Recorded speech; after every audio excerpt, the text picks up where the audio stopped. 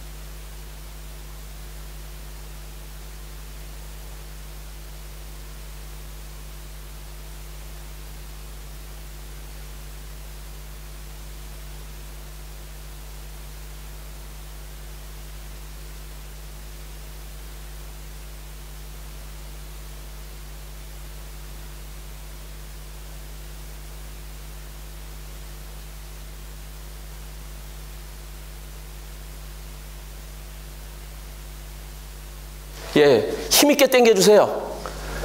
예, 팔이 빠지게. 예. 의외로 많이 좀 몸이 유연하지 못하세요. 예, 오늘 보여드린 동작을 평소에도 이렇게 하시면서 몸을 이렇게 좀 풀어주시면 좋겠습니다. 예, 기도로서 오늘 말씀 시작하겠습니다. 은혜와 사랑이 많으신 하나님, 감사를 드립니다. 한 주간 하나님의 말씀이 계속 전해지고 있습니다. 성경의 말씀이 하나님의 말씀임을 또한 우리들에게 계속해서 확인시켜주고 계십니다. 이 성경을 통해서 우리가 알지 못하는 우리의 삶에 대한 이야기를 알려주시고자 하시는 하나님, 이 성경의 말씀을 확인하고 배워봄으로 그 삶에 대한 이야기를 준비하고자 합니다. 오늘도 들려주시는 하나님의 말씀을 통해서 우리가 알지 못하는 하나님의 뜻을 올바로 알 수 있도록 도와주시기를 기도드립니다. 오늘 시종 끝나는 시간까지 주님께서만 나타나시는 귀한 시간으로 인도해 주시기를 기도드립니다. 저희를 사랑하시는 예수님 이름으로 기도드렸습니다. 아멘. 자, 벌써 이제 시작한 말씀이 종반전에 이르고 있습니다. 그래서 오늘, 내일, 모레 3일은 이제 결론에 해당하는 말씀입니다. 자, 그렇다면은 지금 시작과 중반전에 우리에게 들려주신 말씀을 한번 정리를 해야 되겠죠? 자, 정리는 다른 게 아닙니다. 지금 어제까지 우리가 성경을 통해서 확인한 내용만 우리가 사실로 받아들일 수 있으면 됩니다. 자, 우리가 확인한 것이 무엇입니까? 바로 이 성경이 무엇인지를 확인한 겁니다. 이 성경이 주장하는 것과 내가 확인한 것이 일치될 때 내 안에서 성경이 주장하는 것에 대한 믿음이 생기는 겁니다. 자, 성경은 이렇게 주장하고 있죠? 이 말씀은 하나님이시라고요. 이 성경이 바로 하나님의 말씀이고, 하나님은 모든 것을 할 수 있는 분이고 모든 것을 아시는 분이다. 그래서 이 성경에 인류의 역사 전체를 기록해 놓으셨는데, 그것을 이적과 기적으로, 그리고 앞으로 일어날 일을 예언으로 기록하신 분이 바로 참 하나님이다. 우리들에게 그것을 증거로서 밝혀주고 계신 거예요. 자, 우리는 그것을 확인하고 그것이 사실이라면 이제 이 성경의 주장을 받아들여야 할 때가 된 겁니다. 이 성경은 분명 모든 것을 아시는 하나님의 말씀이고, 이 성경에 기록되어 있다면 기록된 대로 반드시 이루어진다라는 믿음을 가지고 오늘은 들어주셔야 돼요. 왜냐하면 오늘부터 들려드리는 말씀은 우리가 겪어보지 못한 앞으로 나에게 일어날 미래에 대한 이야기예요. 우리가 아직 살아보지 못한 미래에 대한 이야기. 그럼 그것을 우리가 어떻게 사실로 받아들일 수 있겠습니까? 그것을 사실로 받아들일 수 있는 방법은 오직 성경을 통해서입니다.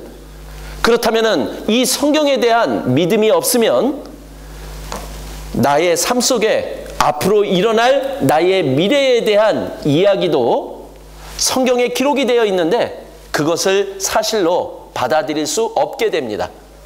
그러나 이 성경에 대한 사실이 믿음으로 이제 내 안에 있다면은 이 성경에 기록되어 있는 나의 미래에 대한 이야기를 우리는 사실로 받아들이고 준비할 수 있다라는 이야기예요.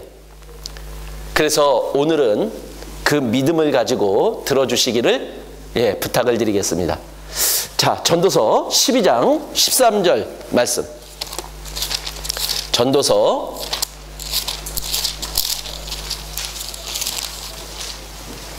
12장 13절 14절 말씀.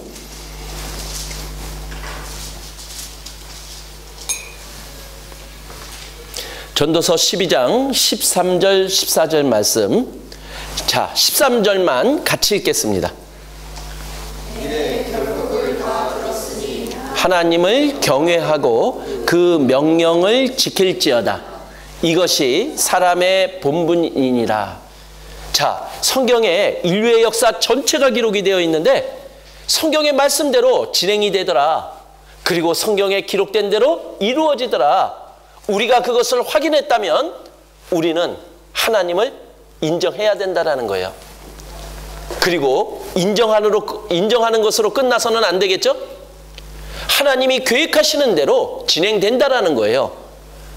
그리고 하나님은 창조주시고 인류의 역사를 주관해 가시는 분이라는 것을 우리는 인정해야 되겠죠. 그리고 그분에 대해서 경외하는 것이 마땅하다라는 거예요. 자, 인류의 역사가 어떻게 진행이 됐습니까? 인류의 역사 속에 하나님은 우리 사람들에게 원하시는 것이 있었어요. 그것을 우리들에게 말씀으로 전해주셨죠? 그런데 사람들은 하나님의 말씀과 상관없이 자기의 생각과 자기의 방법으로 살아갈 때 그들에게는 재앙이 내려졌어요. 그것을 하나님의 심판이라고 이야기를 하죠. 자, 우리가 그 역사를 우리가 살펴보았다면, 우리가 하나님의 피조물이라면, 하나님이 주관해 가시는 역사 속에 살아가는 존재라면 이제 우리는 그 하나님의 말씀대로 살아가야 되는 것이 마땅하다라는 거예요. 하나님을 위해서가 아니에요. 하나님은 우리를 사랑하기 때문에 우리가 올바르게, 그리고 하나님이 원하시는 길을 우리가 갈 때 우리는 행복할 수 있고 올바르게 살아갈 수 있다는 것을 아시는 분이기에 우리에게 그 길을 알려주시고자 하는 거예요. 그래서 우리는 바로 하나님을 인정하고 이제 내가 마땅히 하나님의 말씀대로 살아가는 것이 옳은 길이다. 이것을 받아들여야 된다라고 말씀하고 있는 거예요.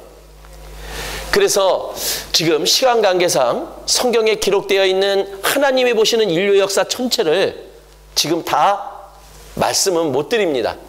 그러나 전체의 개괄적인 것은 우리가 좀 알아야 될 거예요. 자, 그런데 어제는 우리가 살아가는 이 시대가 하나님이 보시는 인류의 역사 중에 어디쯤 와 있는지를 우리 알아보자고 했던 거예요. 자, 하나님은 이 세상에 최초의 사람을 창조하셨죠. 그때부터 지금 역사는 계속해서 흘러가고 있는 거예요.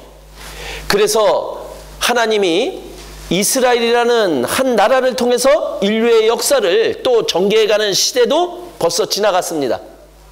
그리고 예수님이 이 세상에 오실 거다라고 약속한 그 시대도 지나갔어요. 그리고 예수님을 배척한 이스라엘 사람들, 이제 하나님의 은혜가 모든 사람에게 전해지는 그 은혜의 시대도 지금 지나고 있는 거예요. 그런데 그 은혜가 끝까지 가지는 않는다라는 거죠. 그리고 예수님이 다시 오실 때, 그때가 이 세상의 끝이라고 하나님은 말씀하고 있는 거예요. 하나님이 보시는 세상의 끝은 사람들에게 바로 하나님과 올바른 관계를 맺을 수 있는 기회가 끝나는 그때를 하나님은 끝이라고 얘기를 하고 있는 거예요. 그런데 지금 이 시대가 하나님이 계획하시는 바로 예수님이 오실 그 마지막 때임을 우리는 말씀에서 찾아볼 수 있는 거예요. 그것의 가장 대표적인 것이 바로 이스라엘의 회복이었죠.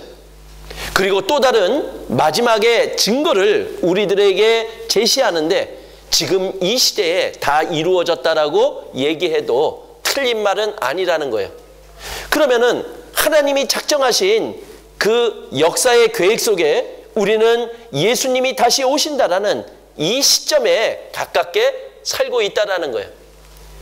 자, 그런데 하나님이 하나님과 올바른 영적 관계를 맺은 사람들을 데려가십니다. 왜 데려가죠? 바로 이제 사람들에게 하나님이 허락하신 그 기회가 끝나면은 이제 이 세상에는 환란이 있을 거다라고 말씀하고 계신 거예요. 근데 그 환란의 기간을 성경에서는 7년이라고 규정하고 있어요. 그리고 그 7년의 환란 동안에 이 세상에서 일어날 일을 우리들에게 알려주고 있어요.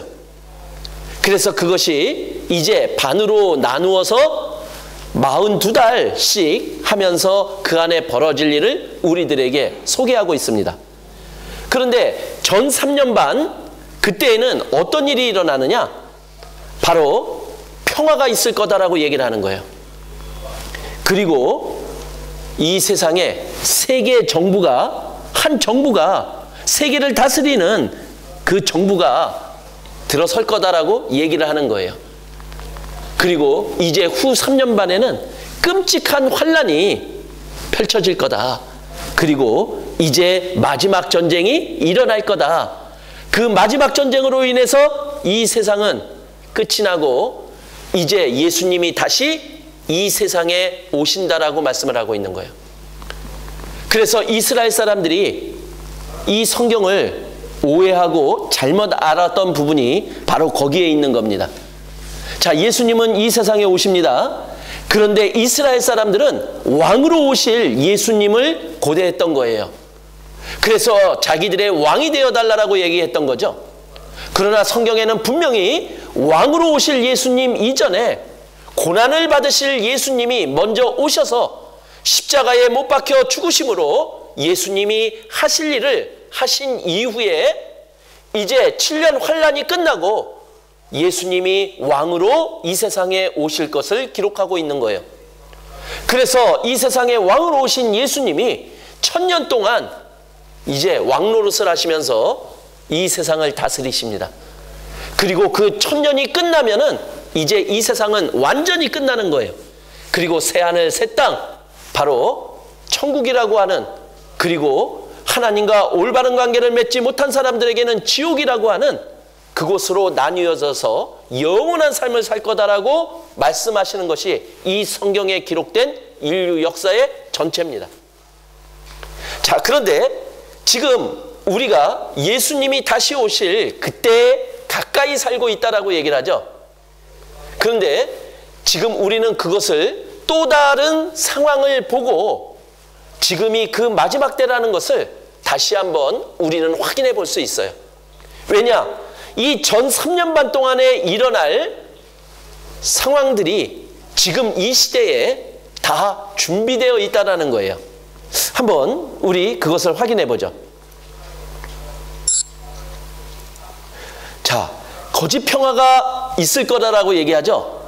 근데 지금 평화가 이루어지고 있습니까? 지금 가장 위험한 데가 어디예요? 예? 예, 사람들이 대한민국이래요. 지금 뭐 북한의 김정은이 뭐 핵무기 이거 개발해가지고 뭐 전쟁이 일어날 거다 그러면서 대한민국이라고 얘기하지만은 아마 그러한 일은 안 일어날 겁니다. 항상 그 평화에 대한 중심이 중동 지역에 이렇게 퍼져 있어요. 그런데 지금 그곳에는 항상 전운이 감돌고 평화가 아직 정착되지는 않았어요. 그러나 그 평화가 있을 거다라고 얘기를 해요. 그러면서 세계가 점점 하나의 정부를 원하고 있는 거예요. 자, 그런데 한 정부가 들어설 거다라고 성경은 얘기하고 있거든요. 근데 한번 세계 정부라고 하는 의미가 뭡니까? 세계가 하나의 통치 체제 하에 하나의 지도자에 의해서 다스려질 때 그것을 우리는 하나의 정부라고 얘기를 하는 거죠. 자, 그런데 도대체 그 지도자가, 세계를 다스리는 지도자가 이 세상에 나타날 거다라고 얘기를 해요. 그런데 그 지도자가 어떤 자가 나타나느냐? 아마 이적과 기적을 일으키는 한 사람이 나타나서 죽었다가 또 다시 살아나는 모습을 보이면서 그 사람이 세계의 지도자로 추대를 받는다라고 성경은 기록하고 있어요. 근데 세계의 지도자는 사실은 통치 체제가 준비되어 있지 않으면은 지도자는 의미가 없어요. 대통령이 있으면 뭐합니까? 대통령이 나라를 다스릴 수 있는 통치 체제가 없다면은 그 대통령은, 지도자는 의미가 없는 거예요. 그러면은 한 정부가 세워지려면은 그 한 정부가 세계를 다스릴 수 있는 통치 체제, 시스템이 구축이 되어야지만 전 세계가 다스려지겠죠. 그런데 성경에는 전 세계를 이렇게 다스릴 거다 하면서 그 방법까지도 기록되어 있어요. 한번 찾아볼까요? 요한계시록 13장 16절. 요한계시록 13장 16절. 제가 읽겠습니다. 저가 모든 자, 곧 작은 자나 큰 자나 부자나 빈궁한 자나 자유한 자나 종들로 그 오른손에나 이마에 표를 받게 하고 누구든지 이 표를 가진 자 외에는 매매를 못하게 하니 이 표는 곧 짐승의 이름이나 그 이름의 수라. 지혜가 여기 있으니 총명 있는 자는 그 짐승의 수를 세어보라. 그 수는 사람의 수니 666이니라. 자, 세계를 다스리는 통치 체제를 우리들에게 설명하고 있어요. 근데 뭘 가지고 세계를 다스리느냐? 뭘 가지고 다스린대요? 표요. 제가 런던에 왔더니 우리 선교사님이 표를 하나 주대요. 근데 그 표가 뭐냐면은 지하철 탈 때 그거를 가지고 대야지 지하철을 탈 수 있대요. 여기 그렇게 이용하시죠? 예. 그래서 그 표를 사용 안 하고 들어가려고 그러니까 못 들어가요. 막혀 있어요. 그런데 그 표를 딱 댔더니 삑 하면서 열리는 거예요. 그러니까 그 표를 사용하지 않으면은 전철을 사용할 수가 없는 거죠. 그럼 전철을 사용하려면 뭐가 필요해요? 예, 표가 필요한 거예요. 자, 그런데 지금 그 표에 대한 사용이 지금 우리 사회에 너무나 멀리 그리고 다양하게 펼쳐져 있어요. 자, 그 표를 하나 한번 소개를 해보겠습니다.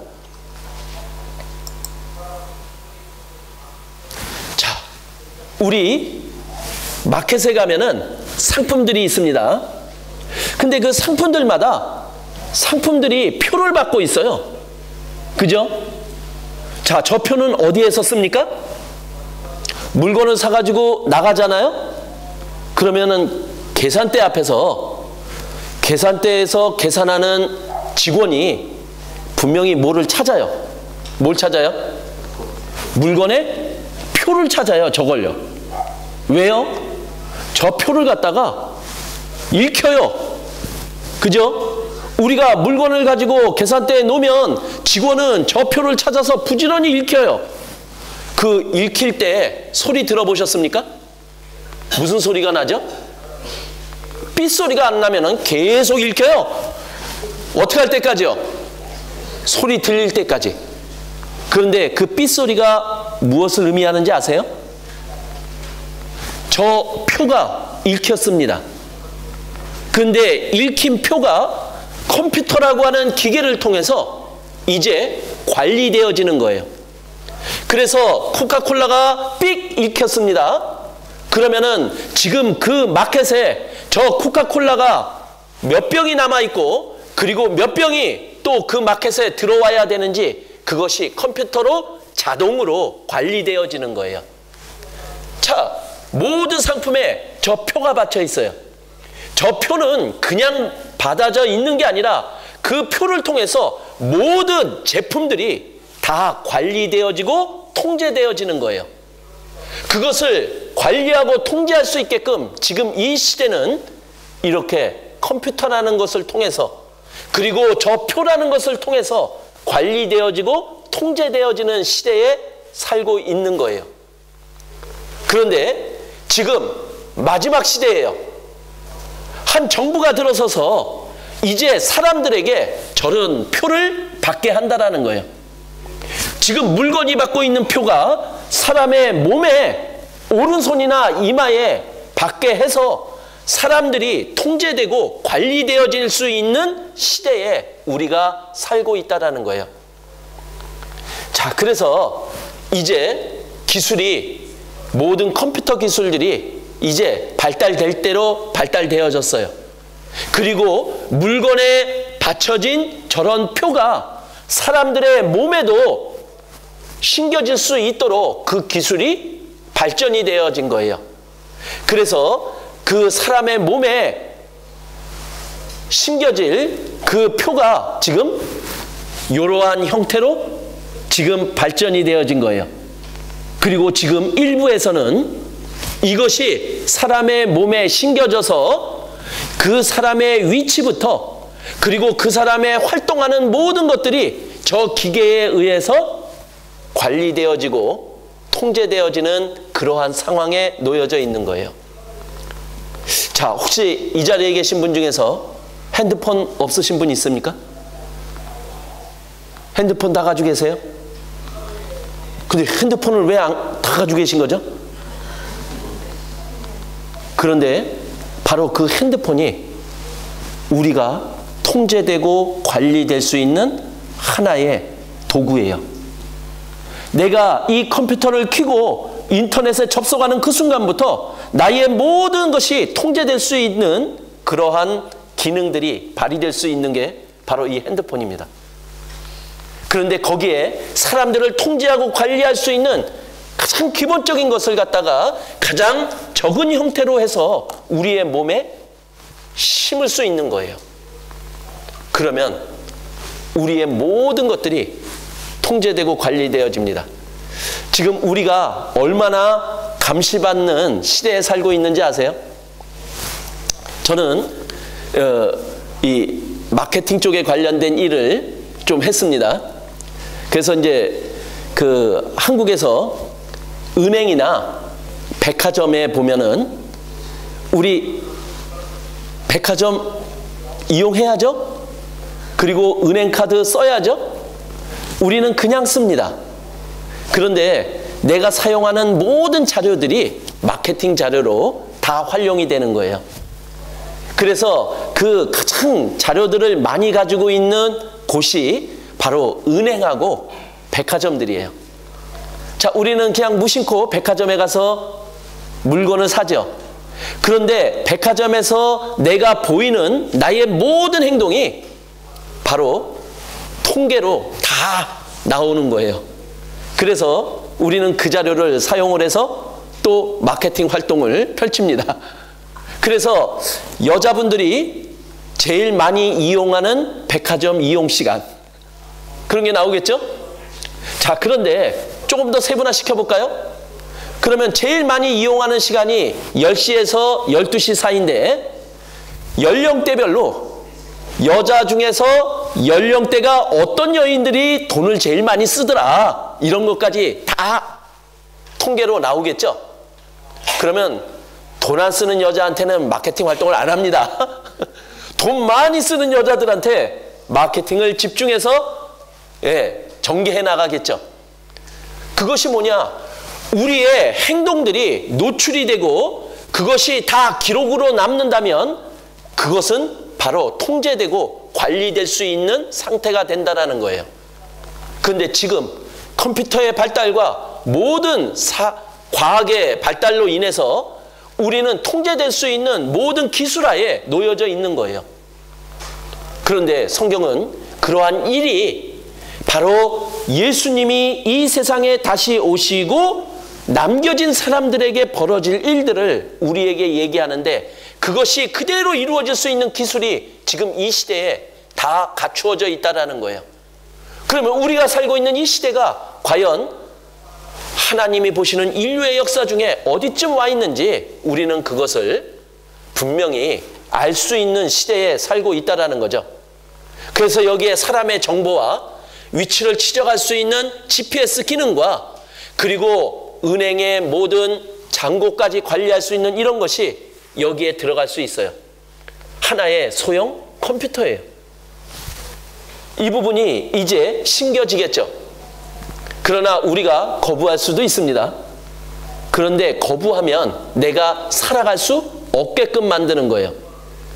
자, 여기 영국에서는 개들한테 이 칩을 받게 합니까? 받게 하죠?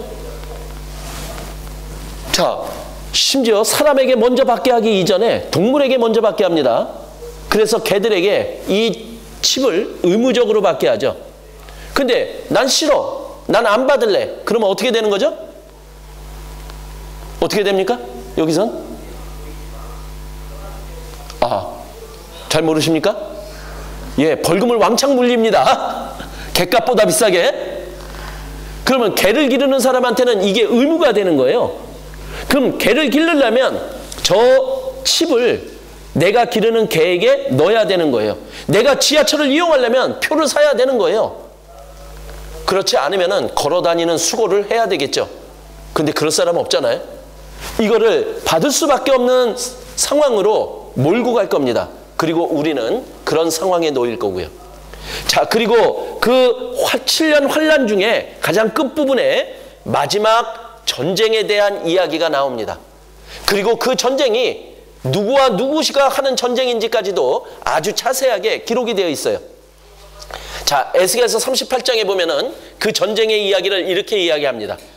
여호와의 말씀이 내게 임하여 가라사대, 인자야, 너는 마곡 땅에 있는 곧 로스와 메섹과 두발 왕에게로 얼굴을 향하여 그를 쳐서 예언하여 이르기를, 주 여호와의 말씀에 로스와 메섹과 두발 왕 고가 내가 너를 대적하여 너로 돌이켜 갈고리로 내 아가리를 꿰고 너와 말과 기병 곧 내 온 군대를 끌어내되 완전한 갑옷을 입고 큰 방패와 작은 방패를 가지며 칼을 잡은 큰 무리와 하면서 지금 마지막 전쟁을 일으키는 나라를 소개하고 있어요. 근데 그 소개하는 나라가 누구냐? 로스. 로스가 어디죠? 위에 영어로 어디로 돼 있습니까? 예. 근데 저 로스가 러시아예요. 근데 이 러시아가 나라였습니까? 사실은 지금 여기에 명시되는 저 나라들이 소비에트 연방공화국이라는 그 나라에 속해 있었는데 어느 날 갑자기 나라들로 변한 거예요. 그런데 지금 이 시대에 저기에 명시되는 나라들이 지금 나라로 우리에게 보여지고 있는 거죠. 그런데 마지막 전쟁은 바로 저들이 세상 중앙에 거하는 백성을 치고자 할 때 이렇게 얘기를 합니다. 그러면 세상 중앙에 거하는 백성이 누굽니까? 이스라엘이잖아요. 그러면 저들과 이스라엘과의 전쟁입니다. 그러면 러시아를 중심으로 한 그 연합국과 이스라엘과의 전쟁을 성경은 기록하고 있는 거예요. 자, 그런데 한번 생각해 보죠. 왜 러시아가 그 조그마한 이스라엘을 쳐들어갈까요? 우리 한번 생각해 봐야 되지 않아요? 그런데 이스라엘은 조그마한 나라가 아닌 거예요. 그죠? 왜냐? 이스라엘은 나라는 적죠. 그러나 최고의 뭘 가지고 있어요? 보물을 가지고 있어요. 근데 그 보물을 러시아가 딱 쥐면 또 세상의 판도가 바뀝니다. 자, 어떤 판도가 바뀌는 건가요? 누가 세계 최고의 부자 나라가 되느냐, 이 판도가 바뀌는 거예요. 왜냐? 이스라엘은 세계 최고의 보물을 가지고 있기 때문에. 그게 뭐라고요? 사예요. 그래서 러시아는 이제 그들이 경제난에 몰리게 되면은 이제 러시아가 연합군을 모아서 이스라엘을 공격하러 들어갈 거라고 성경은 기록하고 있는 거예요. 성경에는 그 전쟁의 결과도 이야기를 합니다. 그 전쟁은 이스라엘의 승리로 끝난다라고 말씀하고 있는 거예요. 이 성경은 하나님의 말씀입니다. 그리고 이 성경에 기록된 말씀은 반드시 그렇게 이루어집니다. 그리고 지금 우리는 아직 이루어지지 않은 미래에 일어날 일을 성경을 통해서 지금 알아보고 있는 거예요. 그래서 이 성경에 기록된 이야기, 믿음을 가지고 있지 않은 사람에게는 참 허황된 얘기예요. 그러나 이 성경이 하나님의 말씀이고 성경에 기록된 대로 이루어진다라고 믿는 사람들에게는 그 미래를 준비할 수 있는 우리의 최고의 말씀이 되는 거예요. 그래서 에스겔서 38장 12절에 보면 이렇게 얘기하죠. 물건을 거탈하며 노력하리라 하고 그들이 쳐들어온다고요. 뭐를 겁탈하고 노력해요? 바로 이스라엘이 가진 보물이요. 자, 성경에 기록되어 있는 이 말씀들을 우리가 확인하면, 그리고 지금 그 시기를 우리가 분별할 수 있도록 도와주는 거예요. 자, 우리 한번 육체에 일어나는 징조를 한번 보시죠. 갑자기 배가 아파요. 그리고 뱃속에서 이상한 소리가 막 들려요. 그러면은 어떻게 해야 될까요? 가야 돼요. 안 가면 끔찍한 일이 벌어져요. 그죠? 자, 천둥이 칩니다. 번개가 칩니다. 그런데 밖에다가 빨래를 널어 놓으신 분들이 있어요. 어떻게 해야 될까요? 걷어들여야 돼요. 분명히 어떠한 징조가 보이면 그 징조 뒤에 일어날 일을 우리가 믿는다면 그 징조를 통해서 우리는 나타날 결과를 올바른 쪽으로 바꿀 수 있는 거예요. 그것이 지혜로운 자죠. 그런데 하나님은 이 성경을 통해서 앞으로 일어날 일, 그리고 징조를 통해서 그 결과를 우리에게 알려주신다면 결과가 일어나기 전에 징조를 보고 우리가 마땅히 준비하고 그리고 나에게 유리한 쪽으로 그것을 몰아가는 게 필요하겠죠. 자, 그래서 우리는 이 성경이 하나님의 말씀이라면은 이 하나님의 말씀을 올바로 듣고 준비하는 자가 되어야 될 것을 우리들에게 알려주십니다. 자, 그런데 하나님은 결과론적으로 이 성경을 통해서 우리에게 원하시는 게 있는 거예요. 이것만큼은 꼭 우리가 준비하고 이 세상을 살아가라고 말씀하고 있는 거예요. 그것이 바로 뭐냐면은 영원한 생명에 대한 이야기예요. 바로 우리의 미래에 대한 이야기 중에서 바로 우리가 죽음 이후에 일어날 일을 성경을 통해서 그것을 알아보고 그것을 준비하는 자가 되어라. 하나님은 그것을 우리들에게 말씀해 주고자 하는 거예요. 그 영원한 삶은 우리가 천국에 갈 수 있는 것을 하나님은 말씀하고 있는 겁니다. 자, 죽음 이후에 과연 어떠한 일이 일어나는지 하나님은 그것을 성경에 기록하셔서 우리들에게 알려주시고자 하는 거예요. 자, 우리는 아직 죽지 않았어요. 그러나 우리는 분명히 나에게 죽음은 찾아올 거다라고 알고 있어요. 자, 나는 안 죽는다 이렇게 생각하시는 분 있어요? 자, 우리는 아직 죽지 않았는데 그거는 분명히 사실로 받아들이죠. 왜냐하면 우리는 그것을 너무나 명확하게 확인해 왔기 때문에 그래요. 자, 그래서 그 죽음 이후에 벌어질 일을 성경을 통해서 우리가 확인해 봐라. 이 성경 진짜 모든 것을 하시는 하나님의 말씀이냐? 이 성경에 기록되었다면 반드시 그렇게 이루어지냐? 그것을 믿는다면 성경을 통해서 죽음 이후에 일어날 일을 알아보고 확인하고 준비하라라는 거예요. 성경에 그 이야기가 기록이 되어 있는 거예요. 자, 죽음 생각해 보셨습니까? 자, 반드시 죽잖아요? 반드시 죽는데 우리가 그 죽음을 생각 안 하고 준비 안 하면 이건 문제 아닙니까? 자, 여기는 런던은 어떤지 모르겠습니다. 저 운전하시는 분들 꽤 있으시죠? 혹시 운전하시는 분들 중에서 보험 안 들으신 분 있으십니까? 보험 다 들어야죠?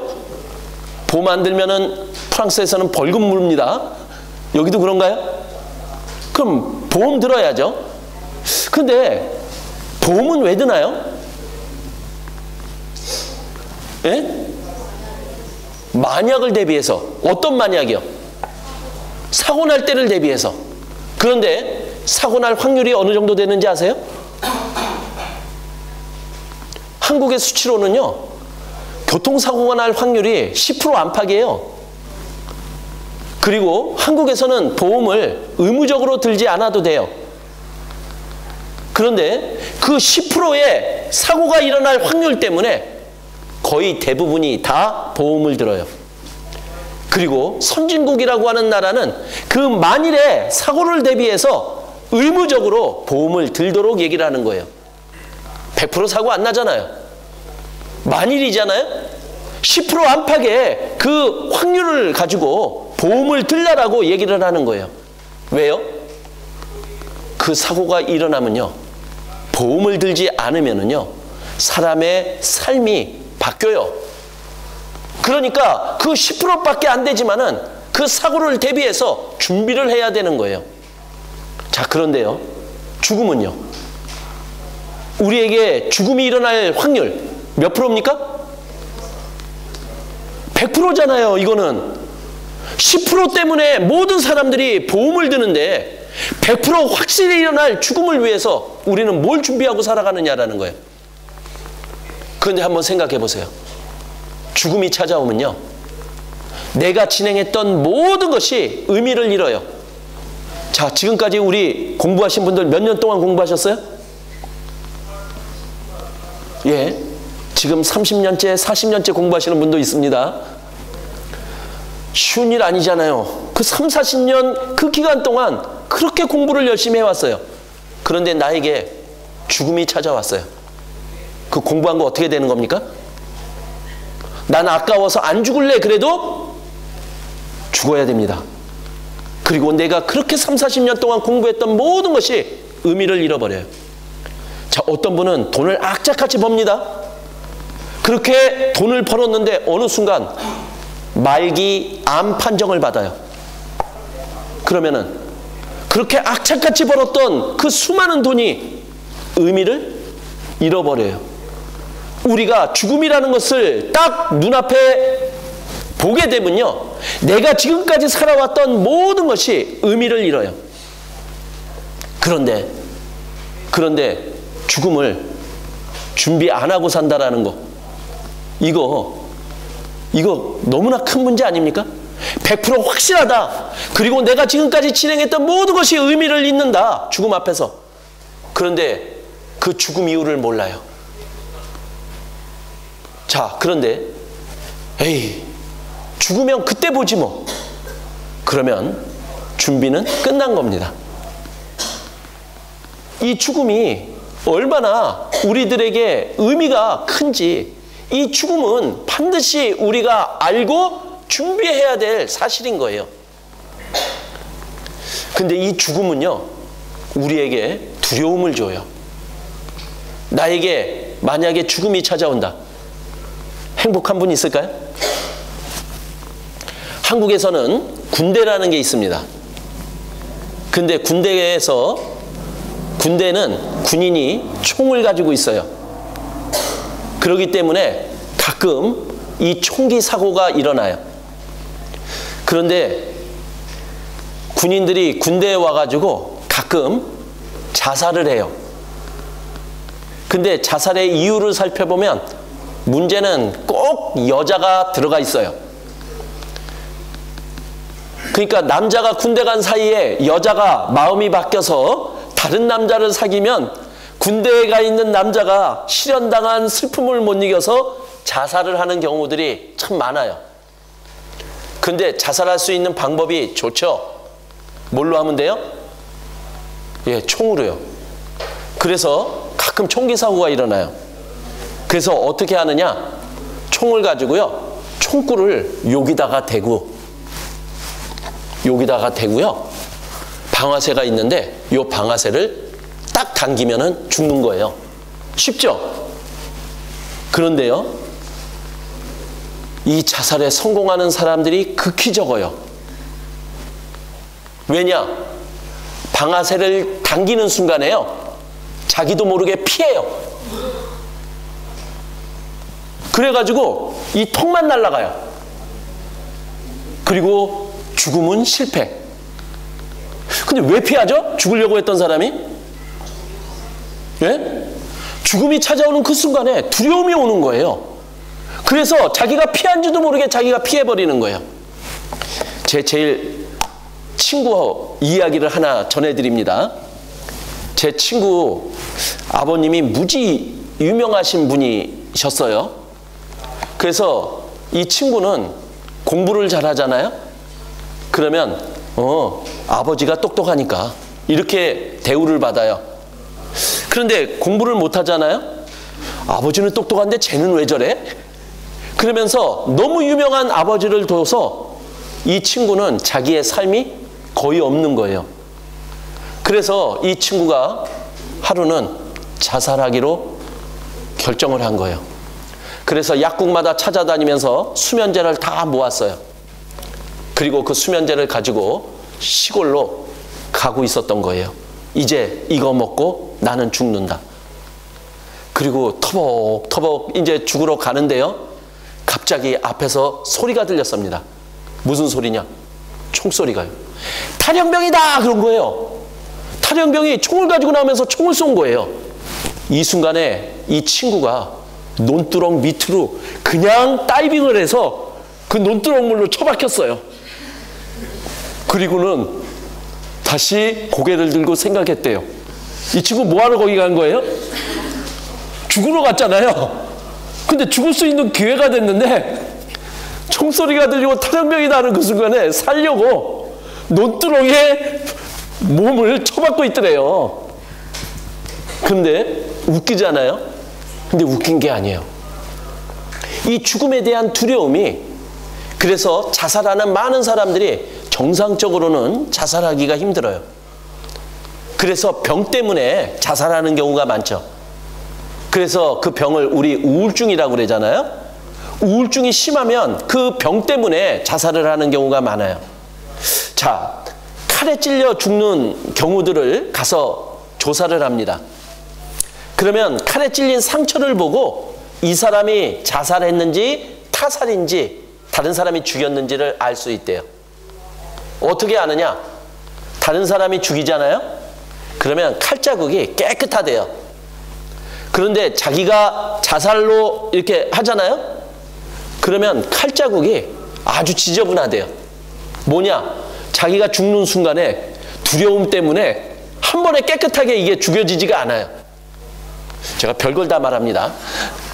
하여튼 죽음은 두려운 거예요. 그 두려움이 어디서 오는 걸까요? 죽음 이후에 일어날 일에 대한 부분을 우리의 영이 알고 있는 거예요.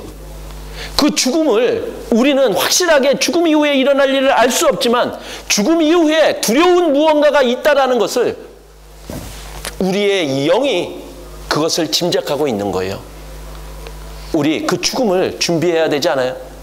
그리고 죽음 이후에 일어날 일을 우리가 알 수 있다면요. 그리고 그 죽음은 우리가 살아가는 삶과 연결이 되어 있는 거예요. 그래서 하나님은 그 죽음 이후의 일을 우리들에게 알려주고자 하는 거예요. 그런데 죽음 이후에 죽어봤어? 하고 물어보면 할 말이 없는 거예요.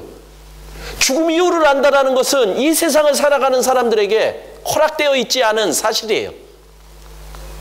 그래서 하나님은 그것을 우리들이 사실로 받아들일 수 있게끔 하려고 이 성경을 통해서 인류의 역사 전체를 기록하시고 그리고 하나님에 대한 소개를 통해서 이 성경을 믿게 해서 이 성경에 죽음 이후에 일어날 일을 기록하시고 그것을 사실로 받아들일 수 있게 하는 방법을 사용하신 거예요. 그래서 오늘은 우리는 죽음 이후에 일어날 일을 성경에 대한 믿음을 가지고 확인하는 시간을 가져보려고 합니다. 자, 성경에 죽음 이후에 일어날 일을 가장 잘 설명하고 있는 말씀 한 구절을 찾아보겠습니다. 욥기 19장 26절. 욥기 19장 26절.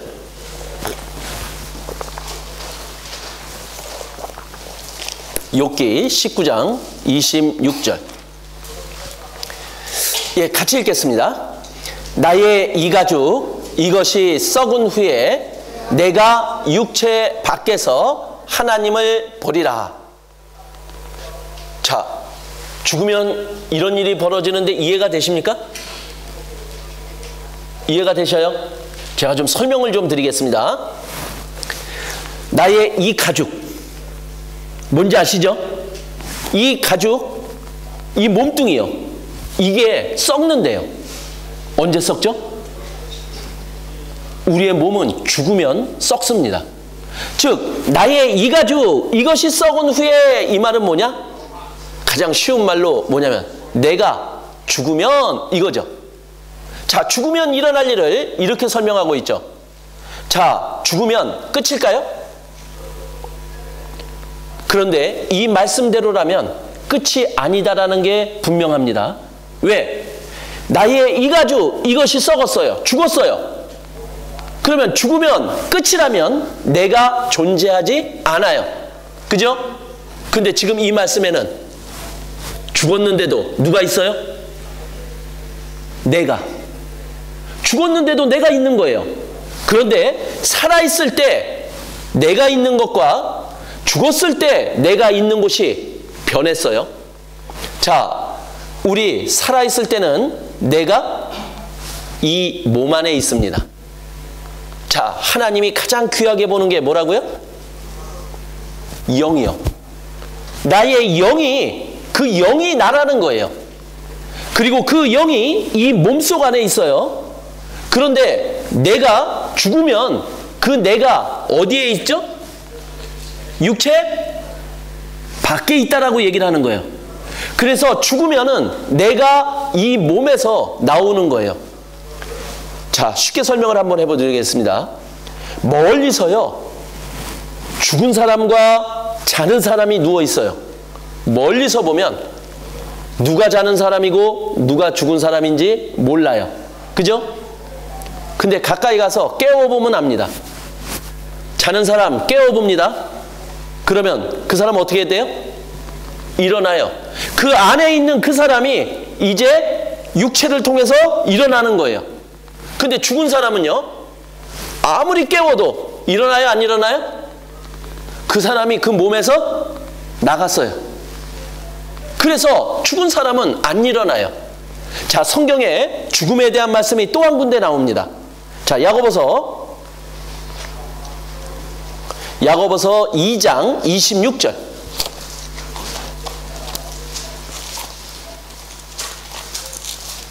야고보서 2장 26절.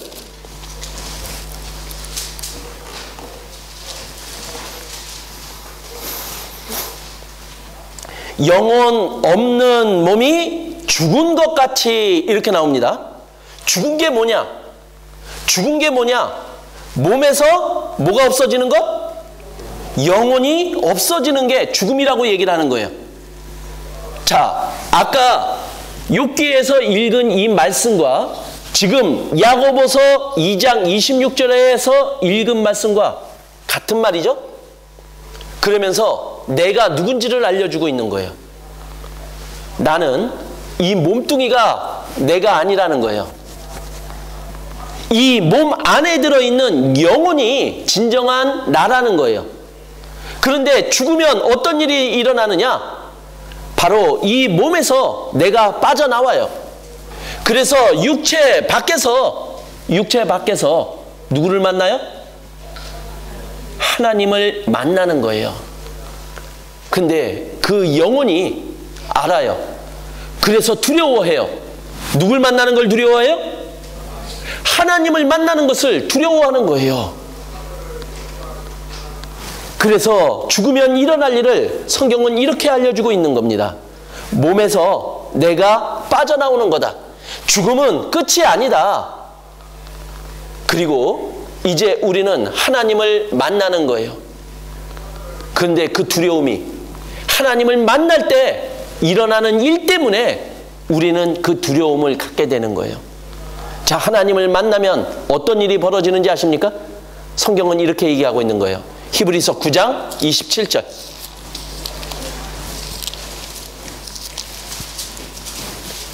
히브리서 9장 27절.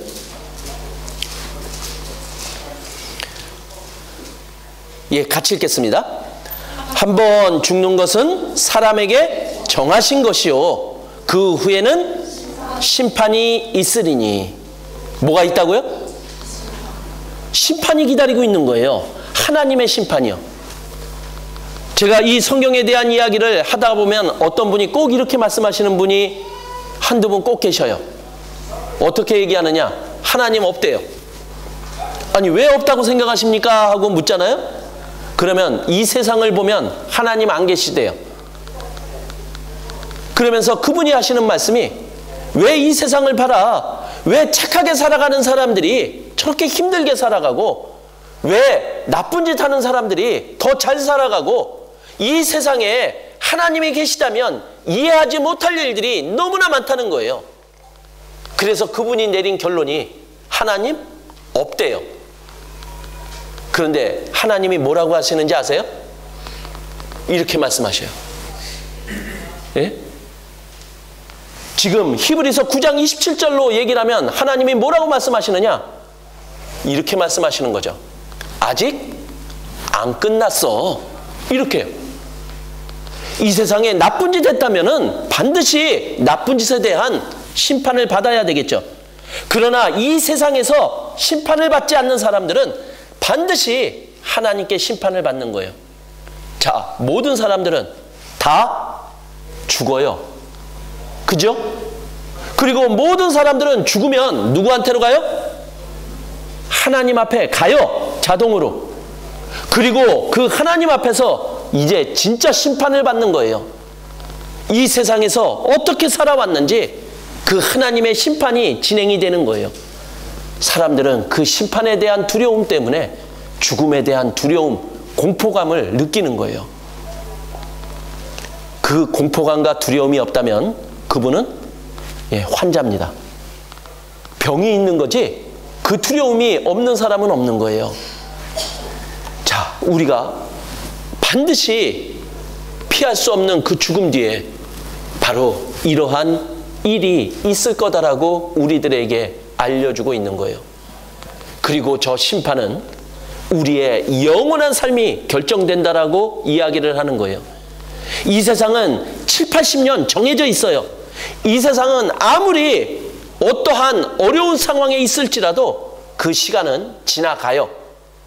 그러나 하나님은 죽음 이후에 있는 것은 영원한 삶이 기다리고 있다라고 하는 거예요. 근데 그 영원한 삶이 둘 중에 하나라는 거예요. 그 둘이 뭐냐? 가장 행복하게 영원히 살 수 있는 곳과 가장 끔찍하게 고통 가운데 영원히 살 수 있는 곳이 있다는 거예요. 하나님이 이 죽음 이후에 일어날 일을 우리에게 알려주는 거예요. 우리 어려운 한자 성어로 얘기하면, 이거 외국분이 이해하실지 모르겠네요. 청기누설이에요. 하나님의 일을 우리들에게 공개하는 거예요. 그래서 죽음 이후에 이러한 일이 있다. 근데 하나님이 바라시는 게 있는 거예요. 모두가 다 어디 가기를요? 천국 가기를 바라시기 때문에 이거를 알려주고 계신 거예요. 자, 우리 시험들 봐보셨죠? 시험 보면 긴장되죠? 근데 시험 보기 전에 선생님이 나오셨어요. 그리고 시험 보는 시험지를 나눠주셨어요. 아니, 시험을 보는데 시험 문제를 알려주는 거죠? 근데 여기까지만 알려줘도 감사한데 선생님이 답도 나눠줬어요. 뭐 이런 일이 있을 수 있을까요? 근데 선생님이 시험을 보는데 시험 문제와 시험 답안지를 나눠줬다라는 거는 학생들에게 어떻게 하라고 하는 거예요? 시험 몇 점 받으라고요? 100점 받으라고 다 알려주는 거예요.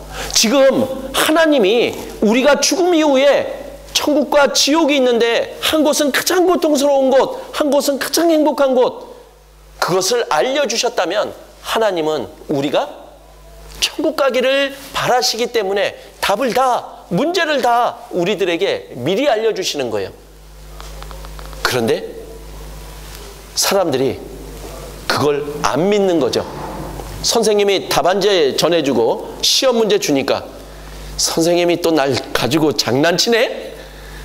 네? 선생님의 진심을 모르는 거예요. 자, 하나님은 우리와 장난치시는 분이 아니세요. 우리 모두가 천국에 가기를 바라시기 때문에 우리가 반드시 있는 그 죽음 이후에 일어날 일을 우리들에게 알려주고자 하는 거예요. 자, 그런데 태어나는 건 순서대로 태어나도 이 죽음은 예고가 없어요. 자, 오늘도 많은 사람들이 죽음을 맞이했습니다. 근데 그 사람들이 특별한 잘못이 있어서 죽음을 맞이한 것도 아닐 거예요. 그리고 내가 그 죽음을 또 맞이할 수도 있는 거예요. 오늘도 수많은 죽음이 나를 피해간 거예요. 우리 이 테러 일어날 때 한번 보셨잖아요? 그분들이 내가 그 테러를 통해서 죽을 거다라고 예측한 사람은 한 사람도 없는 사람들이에요. 우리 또한 그렇지 않아요? 그 죽음에서 피한 사람들일 뿐인 거예요. 죽음은 예고 없이 온다라는 거예요. 그래서 하나님이 이렇게 경고합니다. 너는 내일 일을 자랑하지 말라고요.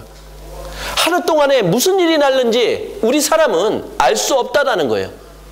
그런데 죽음 이후에 하나님의 심판은 반드시 있고 심판의 결과 천국 아니면 지옥이 결정이 나는데 그것을 우리가 살아있을 때 그것에 대해서 해결하지 않으면은 죽음이 찾아오면 그때 벌어질 일을 우리들에게 알려주고 있는 거예요. 자, 그래서 하나님이 그 죽음을 준비하지 못한 자들에게 하나님이 이렇게 말씀하시는 거예요. 어리석은 자라고요. 자, 우리 세상적으로 보면 어리석지 않잖아요. 세상적으로는 어리석지 않을지라도 이 죽음을 준비하지 않은 사람이 하나님이 보시기에 가장 어리석은 자라고 하나님은 말씀하고 있는 거예요. 왜냐? 거기에는 영원한 삶이 기다리고 있고 그리고 그 영원한 삶 속에서 천국 갈 수 있는 방법을 우리가 하나님을 통해서 알 수 있기 때문에 그런 거예요. 자, 오늘은 하나님의 심판에 대한 이야기를 우리는 알아보려고 합니다. 하나님 앞에 나의 영적 상태가 어떠한 상태인지를 우리가 죽음을 맞이하기 이전에 내가 천국 갈 존재인지 지옥 갈 존재인지 우리가 앞으로 죽음 이후에 일어날 일을 미리 겪어보고 우리가 그것을 준비해보자 이거예요. 우리 시험에도 모의고사라는 게 있잖아요. 모의고사를 보면 나의 상태를 알 수 있는 거죠. 그래서 오늘 우리는 성경을 통해서 죽음 이후에 일어날 하나님의 심판을 미리 받아보려고 합니다. 자, 하나님의 심판은 어떻게 일어나는지 성경의 말씀을 가지고 한번 확인해 보도록 하겠습니다. 전도서 12장 14절 말씀. 전도서 12장 14절 말씀입니다.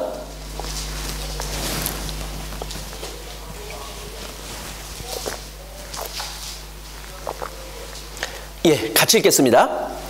하나님은 모든 행위와 모든 은밀한 일을 선악간에 심판하시리라. 자, 우리가 죽으면 심판이 기다리고 있습니다. 근데 그 심판을 누가 하신다고요? 누가 하신다고요? 하나님이 하신다라고 말씀하고 있는 거예요. 그럼 심판을 하시는데 뭘 가지고 심판을 하세요? 그 심판할 것을 이렇게 말씀하고 있는 거죠. 자, 하나님이 심판하시는데 무엇을 심판하느냐? 모든 행위요. 내가 이 세상에 태어나서 죽음을 맞이할 때까지 진행됐던 밖으로 드러난 모든 행위를 하나님은 심판하세요.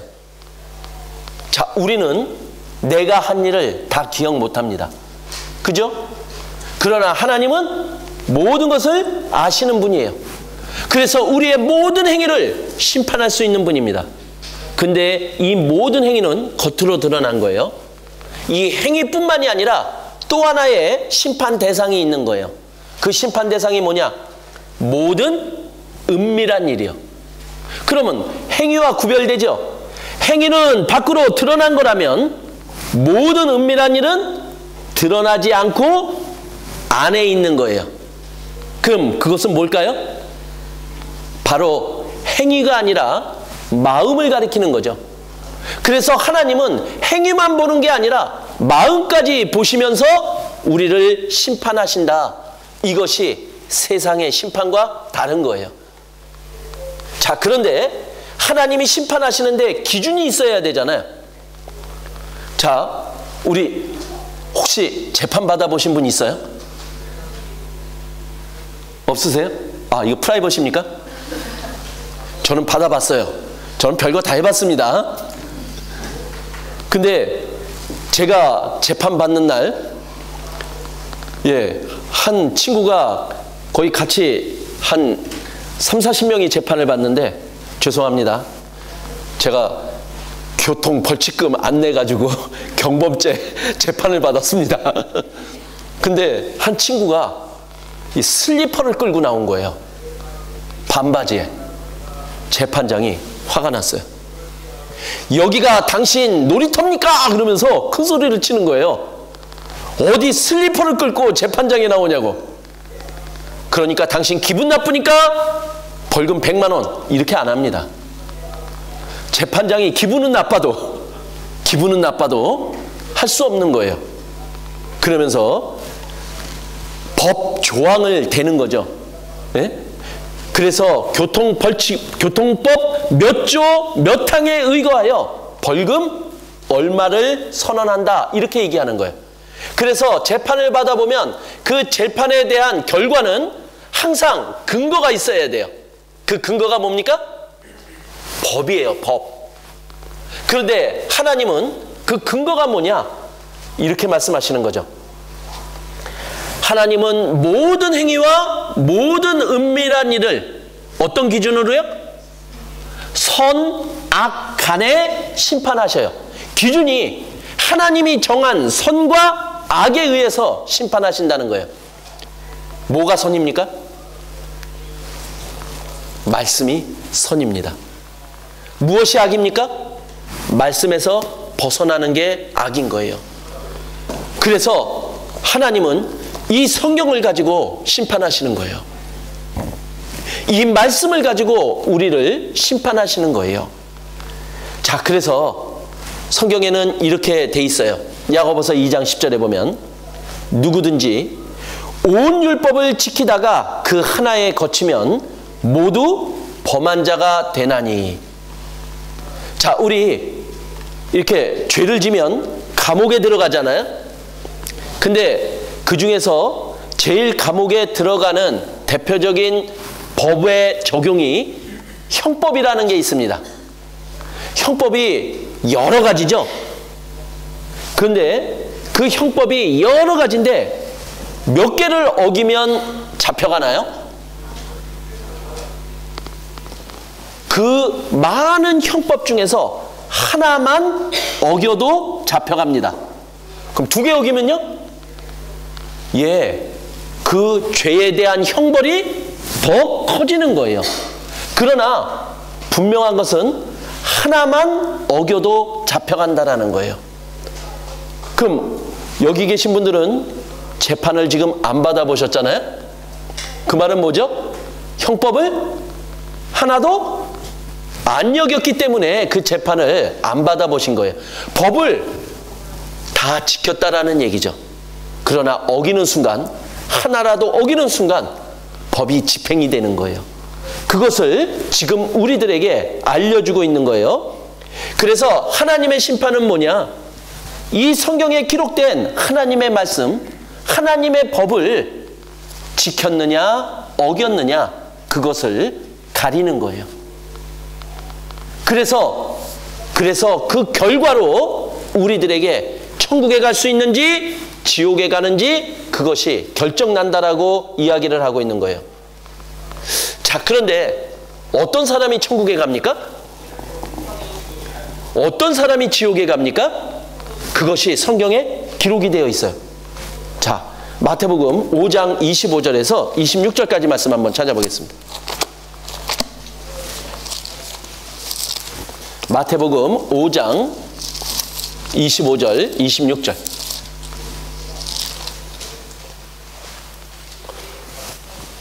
자, 너를 송사하는 자와 함께 길에 있을 때에 급히 사화하라, 이렇게 돼 있어요. 자, 이거는 하나님 앞에서의 죽음 이후의 심판을 비유적으로 우리들에게 이야기해 준 겁니다. 그런데 우리를 송사하는 자가 있다라는 거예요. 자, 이거는 법적 용어입니다. 그러니까 우리를 재판대에 세우는 게 있다라는 거예요. 그 재판대에 세우는 게 뭐냐? 바로 죄가 우리를 재판받게 만드는 거죠. 그래서 이 송사하는 자라고 하는 것이 뭐를 나타내는 거냐? 바로 죄를 나타내요.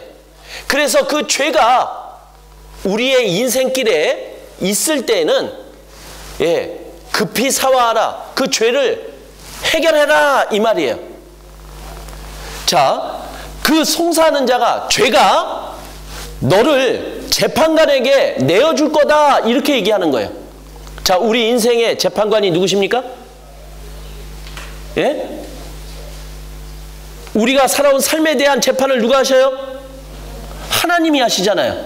그러면 우리가 살아오면서 지은 죄가 우리를 하나님 앞에 세운다는 얘기예요. 그러면 재판관이 관에게 내어준다라는 거예요. 관에가 뭡니까? 재판관 밑에서 일하는 자들, 하나님 밑에서 일하는 자들, 누구예요? 천사들이에요. 그래서 하나님은 그 죄 지은 자를 천사들에게 내어주는 거예요. 그러면 그 천사가, 관에가 어디에 가둬요? 옥에 가둔다라고 기록하고 있는 거예요. 어떤 옥이요? 바로 지옥을 가리킵니다. 자, 근데 그 뒤에 26절 읽어보겠습니다. 진실로 내게 이르노니 내가 홀이라도 남김이 없이 다 갚기 전에는 결단코 거기서 나오지 못하리라. 자, 지금 이렇게 얘기합니다.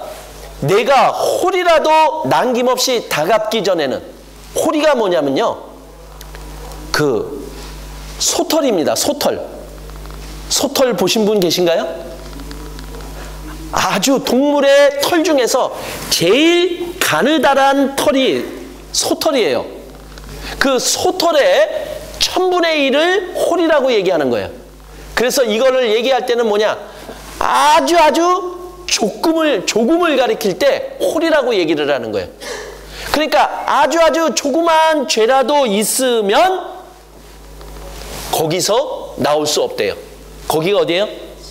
지옥. 그러면은 지옥은 누가 가느냐? 아주 조그마한 죄라도 있으면 어디 간다? 지옥 간다라는 얘기예요. 그럼 지옥에서 나온다라는 얘기는 천국 간다라는 얘기죠? 천국 가려면 어떻게 해야 돼요? 아주 조그마한 죄라도 없어야지만 지옥에서 나와서 천국에 갈 수 있다는 얘기예요. 그럼 그 말은 무엇이냐? 지옥은 누가 간다? 죄가 조금이라도 있으면 지옥 가는 거예요. 천국은 누가 간다? 죄가 조금이라도 없어야지만 천국에 간다. 이렇게 말씀하고 있는 거예요. 자, 아까 우리 야고보서에 읽었던 말씀은 이렇게 얘기한 거죠. 법이 많이 있는데 법 하나만 어겨도 죄가 있는 자다. 이렇게 얘기를 하는 거예요.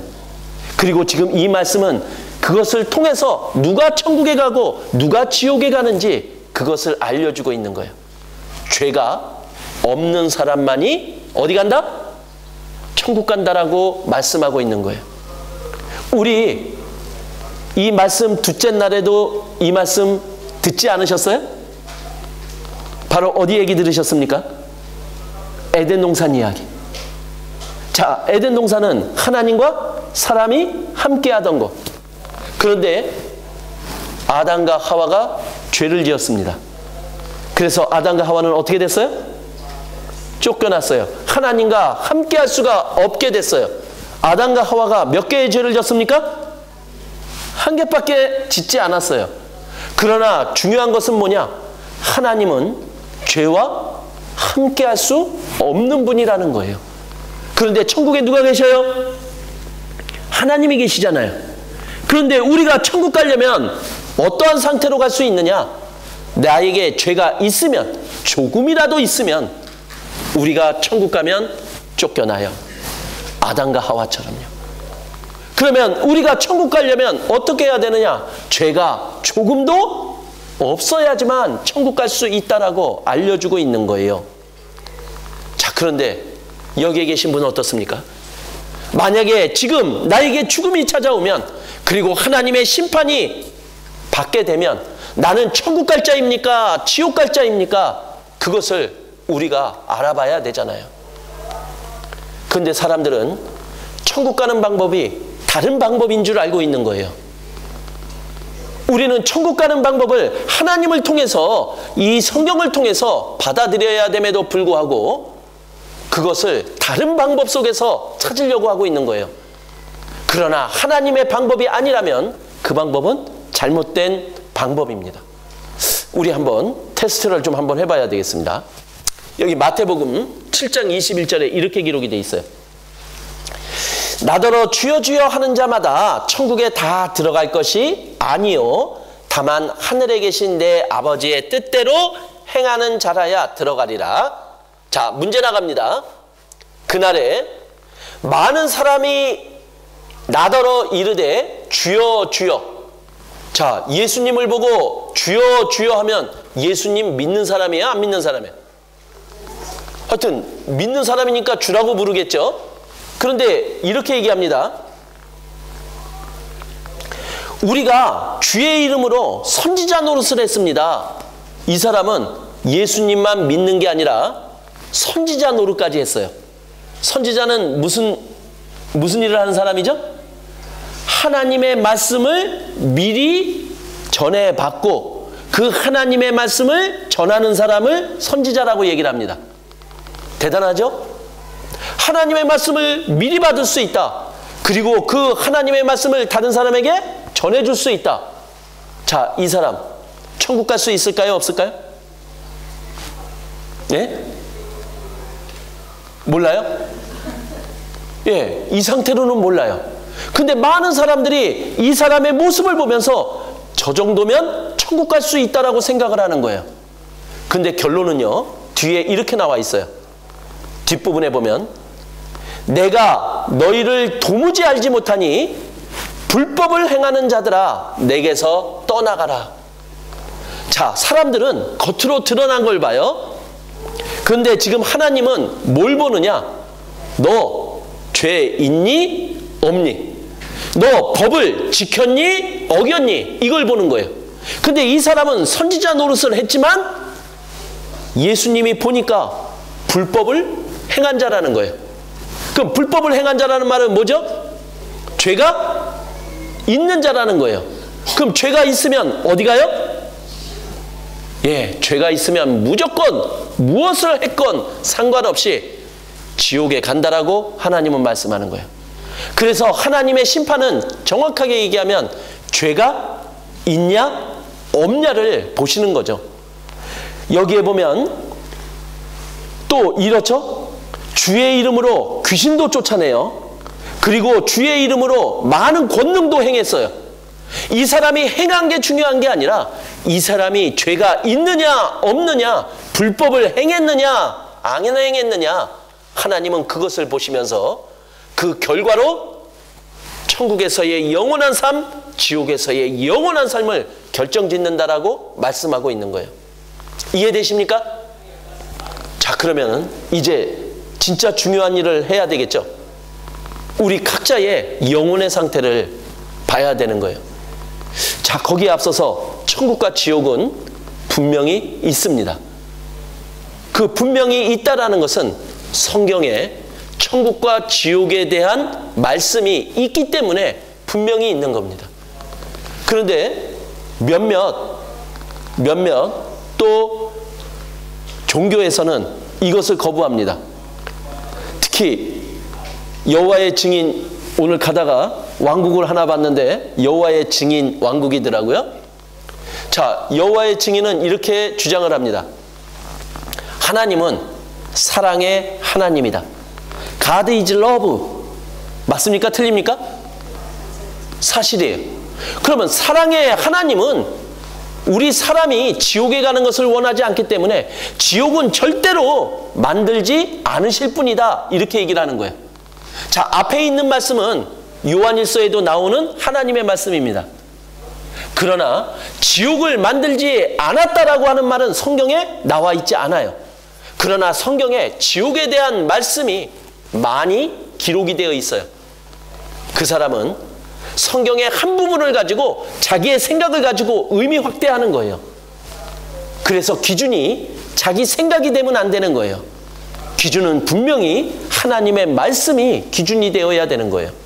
성경에 천국이 기록되어 있기 때문에 천국은 반드시 있고, 성경에 지옥에 대한 이야기가 기록되어 있기 때문에 반드시 지옥은 있는 거예요. 자, 천국, 그곳에는 이 세상에 나쁜 게 하나도 없습니다. 그리고 천국은 가장 행복한 것들만이 있는 곳이에요. 그래서 이 세상에는 우리 살아가다 보면 눈물이 많죠? 많이 우세요. 이 세상에서밖에 눈물을 흘릴 수 없어요. 천국에는 눈물이 없습니다. 그리고 고통도 없고요, 아픔도 없어요. 그곳에서는 오직 즐거움과 기쁨과 행복이 있는 곳이라고, 그곳에서 영원한 삶을 살 수 있다라고 하나님은 그곳으로 우리를 초대하고 있는 거예요. 근데 지옥은 끔찍한 고통이 있습니다. 근데 그 고통을 제가 천국을 알려드리려고 해도 천국은 잘 안 와닿아요. 아무리 행복해도 천국에서의 행복과 이 세상의 그 어떤 행복과도 비교할 수가 없기 때문에 그래요. 그러나 지옥이라는 것을 얘기한다면 이 세상에서 그 지옥의 달을 보여줄 수는 없더라도 이 세상의 고통 몇 개만 보여줘도 그것보다 몇십 배, 몇천 배 고통스러운 것이라는 것을 보여드릴 수가 있어요. 자, 그래서 지옥은 불못이라고 성경에 기록이 되어 있어요. 그래서 지옥이라는 것을 설명할 때 화상 환자들을 보여주면 지옥의 고통이 어느 정도인지를 어느 정도 이야기할 수 있어요. 자, 이분 한번 보실래요? 진짜 죽겠어. 이거 못 참겠다. 다 했어. 조금만. 아니, 다 했어도 뜨거운 거 어떡해. 뜨거워. 소독 살살려. 와, 지금 너무 아파요. 지금 너무 아파. 그치? 지금 너무 아파요. 지금 못 참겠어요. 못 참겠어요. 자, 화상 치료 환자의 저 고통에 못 이겨 하는 저걸 보십시오. 그러나 저거는 잠시 후면 끝납니다. 그런데 영원한 지옥의 고통은 끝이 없는 거예요. 그렇기 때문에 이 성경은 사실이고 반드시 천국도 있고 지옥도 있기 때문에 그 천국에 갈 수 있는 방법을 하나님은 우리에게 꼭 알려주어서 우리 모두가 천국 가기를 바라시면서 이 성경을 통해서 그것을 알려주고자 하시는 분이라는 거예요. 자, 이것도 못 참는데요. 그런데 이것이 분명히 존재한다면 우리는 이곳에는 가지 말아야 되는 거예요. 그래서 이 성경 속에 있는 천국에 가는 방법이 어떻게 전해지느냐? 바로 사랑하는 사람들을 통해서 전해지는 거예요. 이것을 믿기 때문에요. 이것이 사실이기 때문에 내가 사랑하는 사람만큼은, 내가 아는 사람만큼은 이 지옥에 가서는 안 되기 때문에 그 천국 가는 방법을 어떻게 해서든 알려드리고 싶은 거예요. 그래서 이 성경을 전하는 그 마음에는 사랑이 들어있어요. 그 사랑의 마음으로 이것 한 번만 들어달라고. 왜냐? 이건 강요가 아닌 거예요. 이거는 어떤 강요로도 받아들일 수 없는 거예요. 오로지 마음으로, 사랑으로 전해질 수 있는 사실인 거예요. 반드시 지옥이 있기에 이 말씀을 전하면서 천국 가기를 바라는 그 마음으로 이것을 알려드리고 싶은 것뿐입니다. 자, 성경에는 많은 지옥에 대한 이야기가 있어요. 지옥은 사실입니다. 자, 성경이 사실이라면 우리는 죽음을 준비해야 되고, 그리고 지금 현재의 내 상태를 알아야 됩니다. 그리고 우리는 그 천국 갈 준비를 해야 되는 거예요. 그래서 남은 시간 우리 하나님의 심판을 한번 직접 받아보자고요. 자, 그러면은 이 성경에 기록되어 있는 하나님의 법을 나한테 적용시켜 봐야 되는 거예요. 자, 그런데 성경에 기록되어 있는 하나님의 법이 613가지나 있어요. 그럼 지금 남은 시간에 이걸 다 하겠다는 거예요? 말겠다는 거예요? 다 못합니다. 그런데 저 613가지를 압축 요약하면 하나님이 모세에게 주었던 십계명만을 가지고도 내 자신을 진단해 볼 수 있어요. 자, 우리 건강진단 받아보셨죠? 건강진단 받으면은 머리끝서부터 발끝까지 다 검사합니까? 아니죠? 검사 항목 몇 개나 받으세요? 다 합쳐도 10개 이상 그렇게 안 넘을걸요? 그렇지 않아요? 그러나 그 10개 정도만을 받아도 나의 건강 상태가 다 드러납니다. 자, 지금 남은 시간 동안 우리 10가지의 모세가 받았던 십계명만을 가지고 우리 자신을 한번 진단해 보자고요. 과연 내 영혼의 상태가 어떠한 상태인지, 그래서 나를 한번 진단해 보는 시간을 갖도록 하겠습니다. 그래서 제가 요 십계명을 하나하나씩 읽어 드리겠습니다. 그런데 요거는 죄에 대한 문제이기 때문에 옆에 있는 사람이 나의 죄를 알게 하면 좀 관계가 이상해지겠죠? 그죠? 그러니까 옆에 있는 사람이 모르게 손가락을 가지고 내가 몇 개나 지켰는지 손가락을 한번 꼽아 보세요. 지킨 것만 꼽아 보세요. 계명을 말씀을 드리면 나는 요건 지켰다 그러면 손가락을 하나씩 굽혀보는 거예요. 몇 개나 지켰는지 알아보시라는 겁니다. 준비되셨습니까? 예, 제가 읽겠습니다. 1. 다른 신을 섬기지 말라.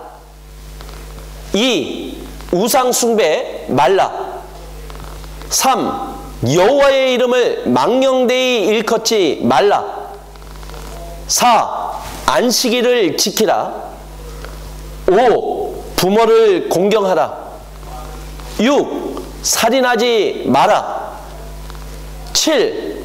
간음하지 마라. 8. 도적질하지 마라. 9. 거짓말하지 마라.